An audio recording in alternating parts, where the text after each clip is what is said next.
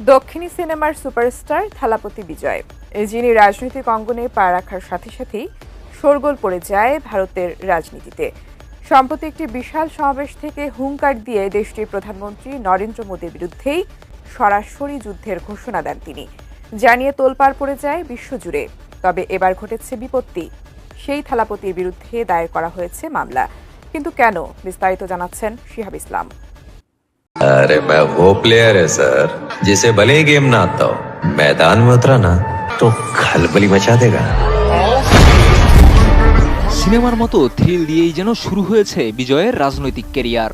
দক্ষিণ ভারতীয় এই সুপারস্টার রাজনৈতিক মঞ্চে পা রাখার পরপরই ভারতের রাজনৈতিক অঙ্গনে শুরু হয় ব্যাপক চাঞ্চল্য। তীব্র বক্তব্যে নাড়িয়ে দেয় দেশের ক্ষমতাসীন দল বিজেপি ও রাজ্যের শাসক দল ডিএমকে। তবে বিজয়ের রাজনৈতিক হুঙ্কারের রেশ কাটতে না কাটতেই এবার তার বিরুদ্ধে দায়ের হলো মামলা।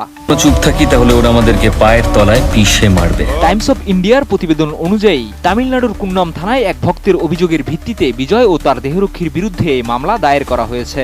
অভিযোগে বলা হয়েছে, প্রাম্বালুরে একটি সমাবেশ চলাকালে বিজয়ের দেহরক্ষীরা শরৎ কুমার নামের এক ব্যক্তিকে শারীরিকভাবে লাঞ্ছিত করেছে।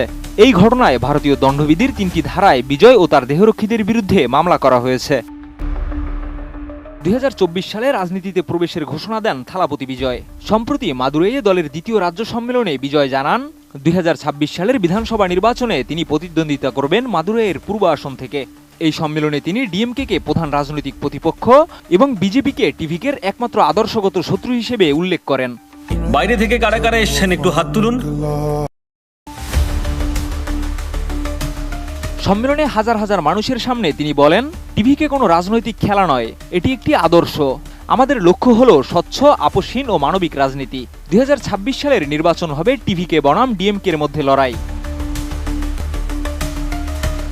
বিজয় দরাজ কণ্ঠে আরও বলেন, আমরা কাউকে ভয় পাই না, কাউকে ঠকাই না, আর কোনো রাজনৈতিক দলের সঙ্গে গোপন সমঝোতাও করি না। এছাড়া তিনি কাসাথিবু দ্বীপ পুনরুদ্ধার ও তামিল জেলেদের নিরাপত্তার বিষয়েও প্রতিশ্রুতি দেন।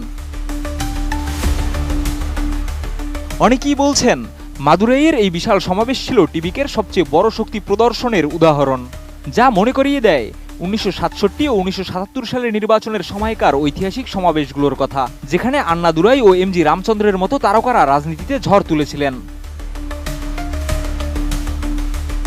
তবে সবকিছুর পরেও এই জনপ্রিয় তারকা রাজনীতির ময়দানে এখনো নবাগত, কিন্তু তার জনপ্রিয়তা, জনসমর্থন এবং দৃপ্ত বার্তা রাজনীতির মাঠে নতুন সমীকরণ তৈরি করতে পারে বলেই মনে করছেন বিশ্লেষকরা। এখনই আমি যাব ওদের কাছে।